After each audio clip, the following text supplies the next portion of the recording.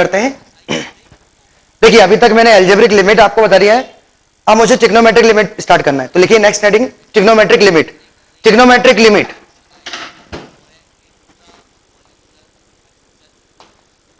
Trigonometric limit, trigonometric limit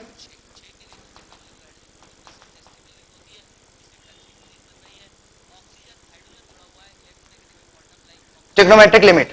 अब देखिए इस आर्टिकल को हम स्टार्ट करते हैं। सबसे पहले तो मैं आपको सैंडविच थ्योरम बताऊंगा। लिखिए next article sandwich theorem. Sandwich theorem क्या होता है, ध्यान दीजिए। ट्रिग्नोमेट्रिक लिमिट को पढ़ने से पहले हम सैंडविच थ्योरम पढ़ते हैं। अब सैंडविच थ्योरम क्या है, देखिए मान लीजिए तीन फंक्शन है, F of X less than in equal G of X less than in equal H X. बेटा ये तीन फंक्शन है F G H. If F G H are three function such that, लिखे if F G H are three function such that F of X less than in equal G of X less than in equal H X. मान लीजिए तीन function जो कि इस condition को satisfy कर रहे हैं। अब देखिए सैंडविच थ्योरम क्या है कि यदि एफ ऑफ एक्स का लिमिट टेंडिंग टू ए पर, एफ ऑफ एक्स का लिमिट टेंडिंग टू ए पर मान लीजिए एल है, एंड टेंडिंग टू ए पर, टेंडिंग टू ए पर एच एक्स का लिमिट मान लीजिए एल है, तो 100% टेंडिंग टू ए पर जी एक्स का लिमिट भी एल होगा। ये है सैंडविच थ्योरम, ये इसका स्टेटमेंट है। सुनिए ये कब हम यूज करते हैं, मान लीजिए आप एक क्वेश्चन कर रहे हैं लिमिट का और आप इजीली उसको सॉल्व नहीं कर पा रहे हैं, जैसे एल्जेब्रिक लिमिट है, आप फैक्टराइज नहीं कर पा रहे हैं, आपको बहुत दिक्कत आ रही है, तो हम क्या करेंगे, हम ऐसे तीन फंक्शन सोचेंगे। मतलब जैसे मान लीजिए मुझे इसकी लिमिट कैलकुलेट करनी है, इस फंक्शन की लिमिट कैलकुलेट करनी है टेंडिंग टू ए पर, तो हम क्या करेंगे, इसके आसपास वाले फंक्शन ले लेंगे, इसके आसपास वाले फंक्शन की लिमिट कैलकुलेट करके आ जाएंगे। भाई इसकी लिमिट हमसे इजीली सॉल्व नहीं हो रही है, तो हम क्या करेंगे, टेंडिंग टू ए पर इसकी लिमिट देखेंगे। यदि इसकी लिमिट भी एल है और इसकी लिमिट भी एल है तो 100% जीएक्स की लिमिट भी एल होगी। ये है सैंडविच थ्योरम। देखिए मैं आपको एक ग्राफ से समझाता हूं। जैसे मान लीजिए तीन फंक्शन इस तरीके से, जैसे एक फंक्शन ये है और एक फंक्शन ये है और एक ऐसा है। देखो सैंडविच बन गया, दिख रहा है सैंडविच? अरे बोलो यार,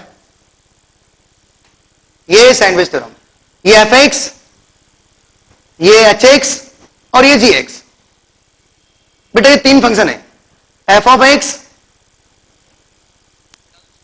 F of x, g of x, h of x, और ये पॉइंट हो गया कॉमन 0,1। और मान लीजिए ये फंक्शन है, एफ ऑफ एक्स फंक्शन है 1 माइनस एक्स स्क्वायर बाय 4, और एच ऑफ एक्स मान लीजिए 1 प्लस एक्स स्क्वायर बाय 2। अब आप मुझे बताइए टेंडिंग टू 0 पर इसकी वैल्यू क्या है? टेंडिंग टू 0 पर इसकी वैल्यू है 1, ओके, और टेंडिंग टू 0 पर इसकी वैल्यू क्या है? 1।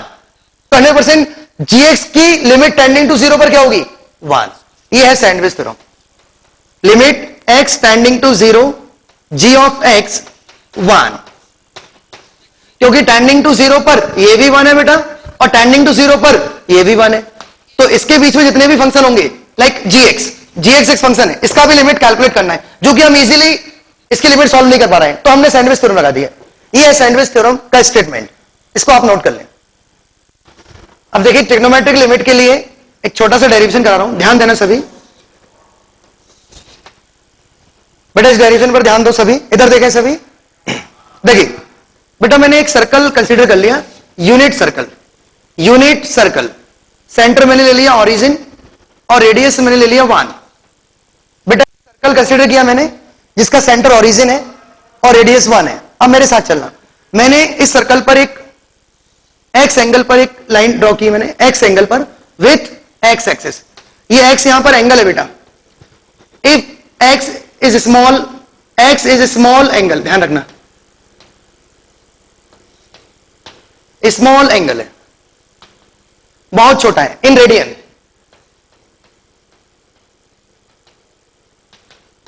एक्स यहां पर स्मॉल एंगल है और रेडियन में चल रहे हैं हम। अब ध्यान देना बेटा, एक छोटी सी डेरिवेशन है, बस ध्यान से देखते आइए। मैं क्या करूंगा, इस पॉइंट पर जब मैंने ओ से मिलाया इसको, अब इसको एक्सटेंड कर देता हूं और इस पॉइंट पर मैं एक टेंजेंट ड्रॉ करता हूं। मैंने इस पॉइंट पर टेंजेंट ड्रॉ की, कैपिटल ए पर मैंने टेंजेंट ड्रॉ की और इसको ले लेते हैं टी। ओके, ओटी को मैंने एक्सटेंड किया तो वो किससे मिला बेटा, ए पर टेंजेंट पर। ये क्या है बेटा, टेंजेंट एट ए, और ओटी को मैंने एक्सटेंड किया तो मान लीजिए ये पॉइंट है पी। तो बेटा एपी यहां पर क्या है, एपी यहां पर क्या है, वर्टेक्स ए पर टेंजेंट मैंने ड्रॉ की और ओटी को मैंने एक्सटेंड किया और उसको पी पर मिला दिया। अब आप ध्यान दीजिए, ये जो एंगल है वो एक्स है और एक्स यहां पर बहुत छोटा है बेटा और रेडियन में चल रहे हैं। ओके, अब ध्यान से देखना आप मुझे बताइए, यदि ये टेंजेंट है इस सर्कल की तो ये क्या होगा, इसका नॉर्मल होगा, क्योंकि 100% सर्कल का जो नॉर्मल होता है पासिंग थ्रू सेंटर होता है। सर्कल का नॉर्मल पासिंग थ्रू सेंटर, ये इसका नॉर्मल है और ये इसका टेंजेंट है और ओटी को मैंने एक्सटेंड किया एट पी। ओटी को मैंने ए पर जब टेंजेंट बनाई थी उस पर मिला दिया। अब आप ध्यान दीजिए सभी, ट्राइंगल ओ ए पी, आप ध्यान से देखिए, triangle O A P, triangle O A P और arc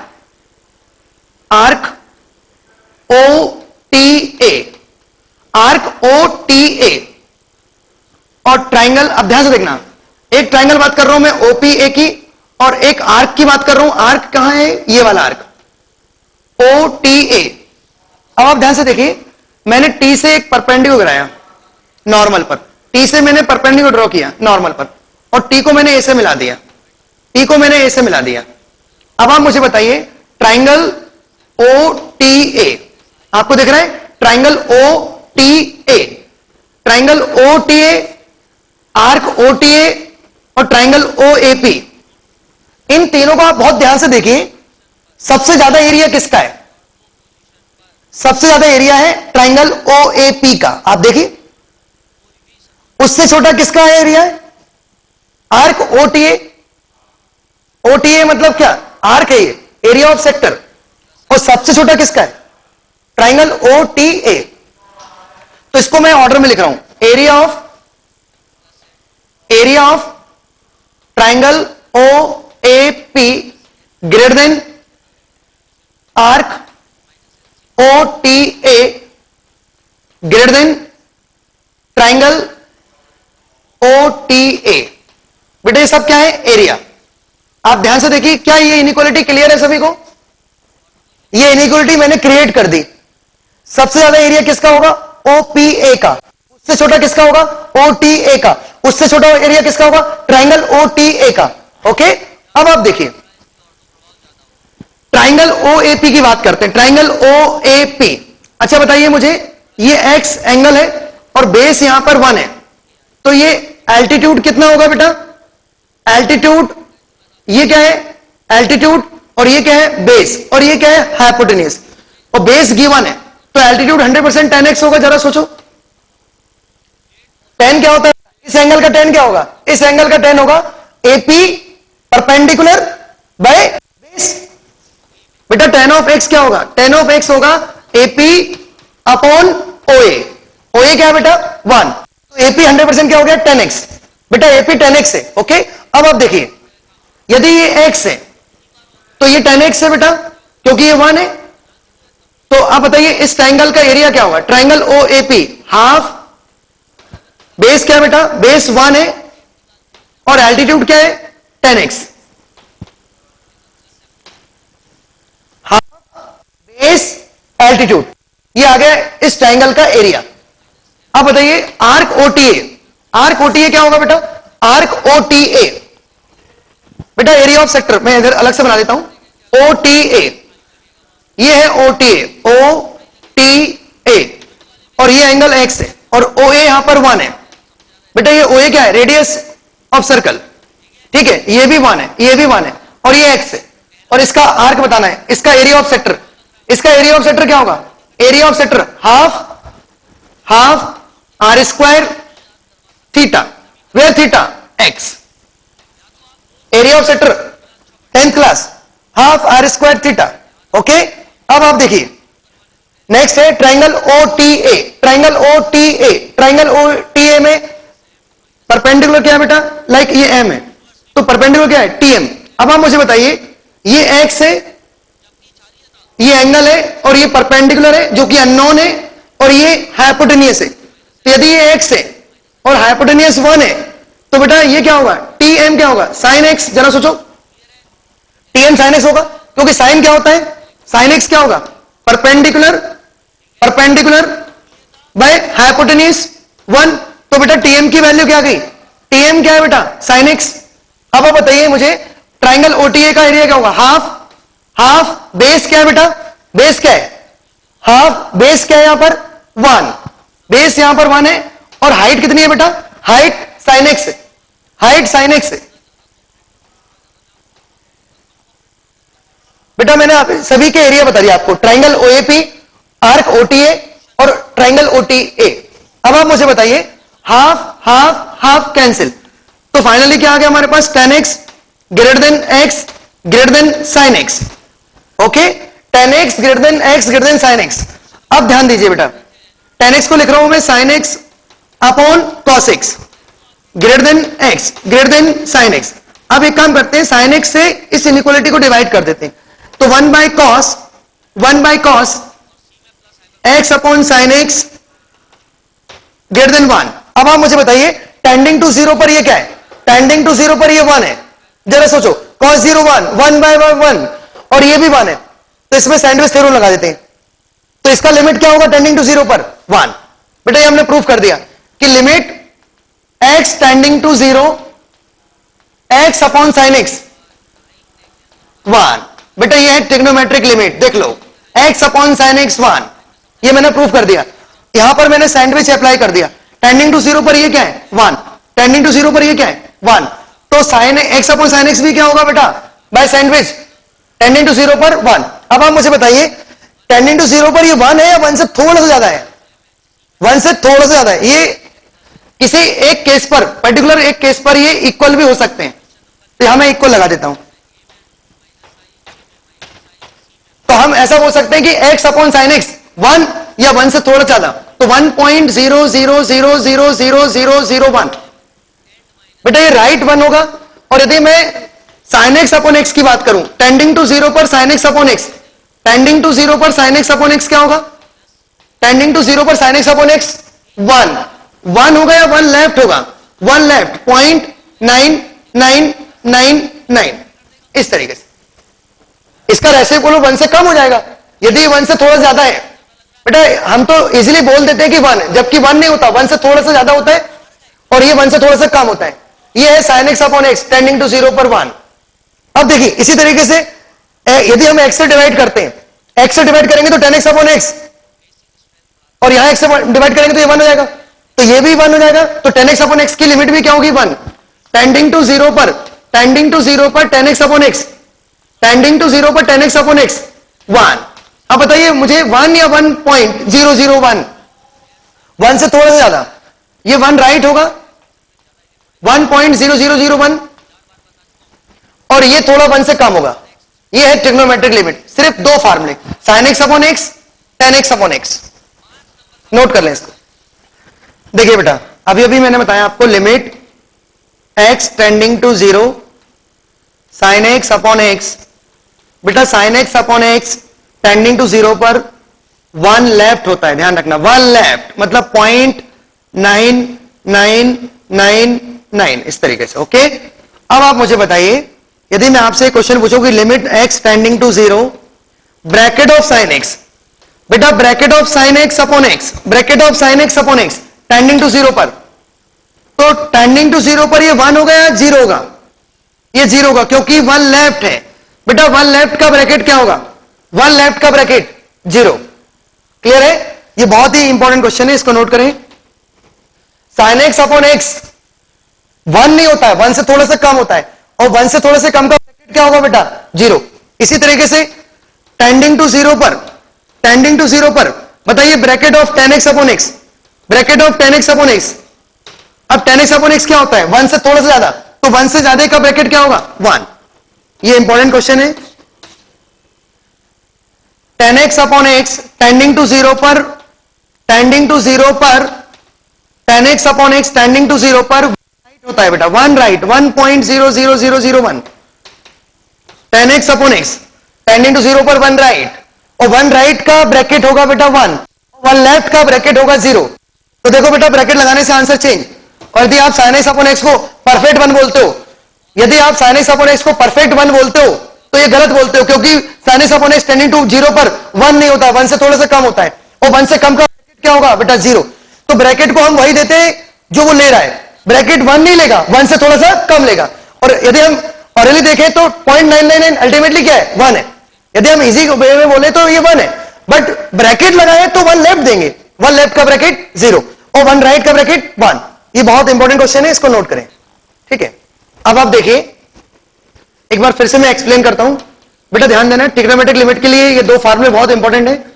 x tending to zero पर sin x अपॉन x 1 होता है। अब देखना बेटा, अब क्वेश्चन कैसे बनते हैं और क्वेश्चन को सॉल्व कैसे करते हैं, क्या अप्रोच रखते हैं, ध्यान से देखना बेटा, ध्यान देना सभी। इधर देखो, x x x बेटा, ये तीनों x है, तीनों x है और तीनों टेंडिंग टू जीरो है।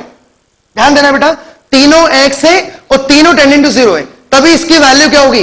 1। फिर से सुनो, x x x बेटा, तीनों x होना चाहिए, तीनों एक जैसे होना चाहिए, तीनों एक जैसे होना चाहिए, और टेंडिंग टू जीरो होना चाहिए। तीनों टेंडिंग टू जीरो होना चाहिए और तीनों एक जैसे होने चाहिए, तभी इसकी वैल्यू क्या होगी? 1। अब देखिए इस पर क्वेश्चन, इसकी एप्लीकेशन, इसको अप्लाई कैसे करते हैं। इधर देखिए, limit x tending to zero, मैं आपसे बोलूं बेटा sin 5x upon x calculate करो। बेटा टेंडिंग टू जीरो पर sin 5x अपॉन x क्या होगा? देखिए, अब आप मुझे बताइए, यदि x जीरो की ओर अप्रोच कर रहा है तो 5x भी जीरो की ओर अप्रोच करेगा। जरा सोचो, x टेंडिंग टू जीरो या 5x टेंडिंग टू जीरो, बात एक ही।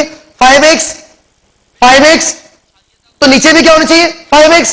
तो हम क्या करेंगे? 5 का ऊपर नीचे मल्टीप्लाई। अब आप मुझे बताइए ये क्या हो गया? ये क्या है? 1 इंटू 5। तो बेटा क्वेश्चन को करने का अप्रोच ही होता है। देखिए क्वेश्चन को आप इसी तरीके से करा करेंगे। सबसे पहले क्या करेंगे? तीनों एक जैसे होने चाहिए, तीनों टेंडिंग टू जीरो होने चाहिए, तभी इसकी वैल्यू क्या होगी बेटा? 1। अब मेरा क्वेश्चन ये था sin 5x अपॉन x। अब आप मुझे बताइए, if x tending to zero या 5x टेंडिंग टू जीरो, बात एक ही, x जीरो की ओर जा रहा है तो 5x भी जीरो की ओर जाएगा। अब 5x तो नीचे क्या होना चाहिए? 5x, जबकि x ऑलरेडी है तो मैंने 5 का ऊपर नीचे मल्टीप्लाई डिवाइड कर दिया, और जैसे ही 5 को मल्टीप्लाई डिवाइड किया तो फट से वो क्या बन गया? 1 इंटू 5। मतलब हमारा टारगेट क्या है? हम कर क्या रहे हैं? हम अल्टीमेटली फार्मूले में कन्वर्ट। देखो जो भी कमी है वो पूरी करो, बस ये ध्यान रखना। देखो next question, limit x tending to zero, मैं आपसे बोलूं चलो बेटा sin ax upon sin bx बताओ। अब देखना बेटा इस क्वेश्चन में फार्मूला कैसे अप्लाई करेंगे। sin ax upon sin bx tending to zero पर ध्यान दो सभी, limit x tending to zero. बेटा क्वेश्चन को मैं थोड़ा सा अरेंज कर रहा हूं, sin ax dot 1 upon sin bx, क्या मैं इस तरीके से अरेंज कर सकता हूं? अब आप मुझे बताइए, x जीरो की ओर अप्रोच कर रहा है, x जीरो की ओर अप्रोच कर रहा है, तो बेटा ax किसकी ओर अप्रोच करेगा? जीरो की ओर। x टेंडिंग टू जीरो या ax टेंडिंग टू जीरो, बात एक ही है, ax तो नीचे भी क्या होना चाहिए बेटा? ax, तभी वो 1 होगा।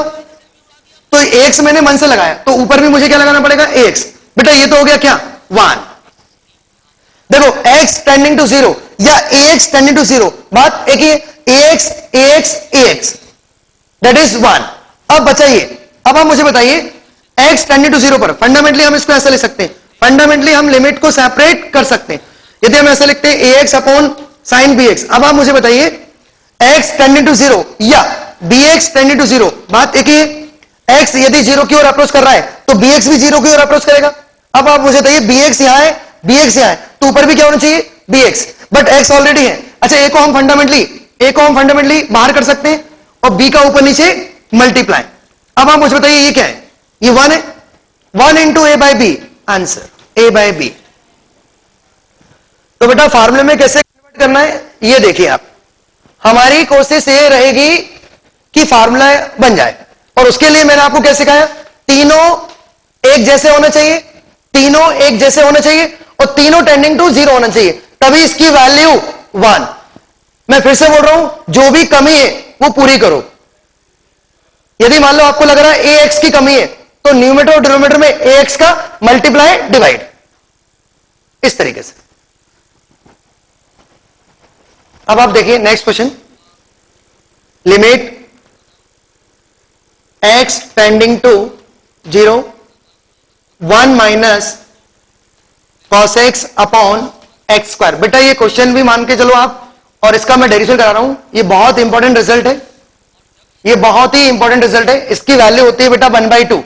चलो प्रूफ करते हैं, ध्यान देना बेटा सभी, ये बहुत ही अच्छा क्वेश्चन है और इसका एप्लीकेशन बहुत इंपॉर्टेंट है। हर एक क्वेश्चन में हम इसको अप्लाई कर सकते हैं, अधिकतर क्वेश्चन में। देखिए कैसे, सबसे पहले तो मैं लिखूंगा लिमिट x टेंडिंग टू 0, बेटा 1 माइनस कॉस को हम क्या ले सकते हैं, 2 sine square x by 2, okay, 1 minus cos x 2 sine square x by 2 upon x square, okay. अब 2 को फंडामेंटली बाहर, तो 2 into limit x tending to 0, ये क्या हो गया बेटा, sine x by 2 upon x का होल स्क्वायर।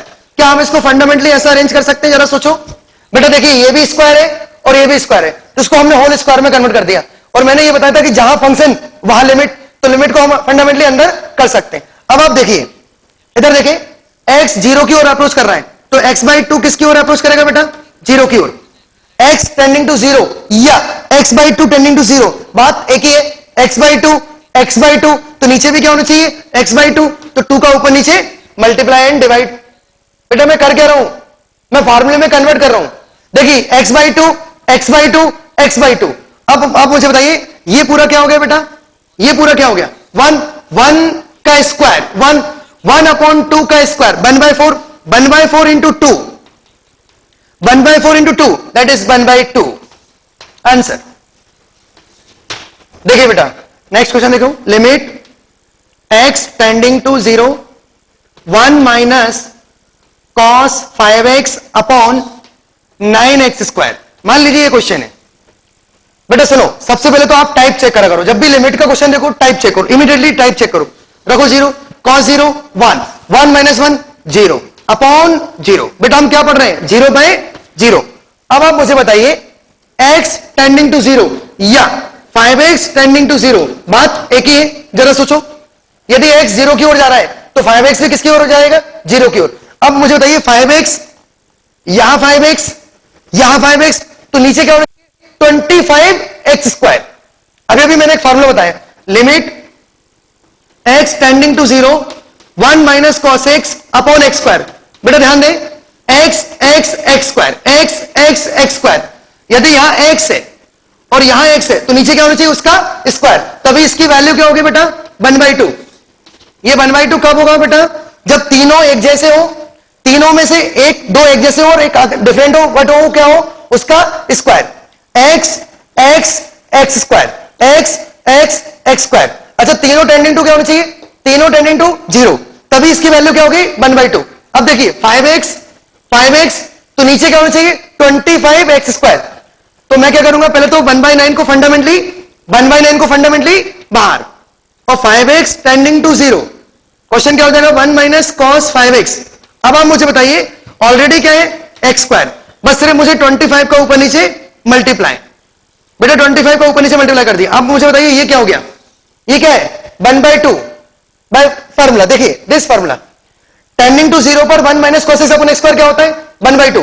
तो ये भी क्या होगा बेटा, 1/2। Answer will be 25/18।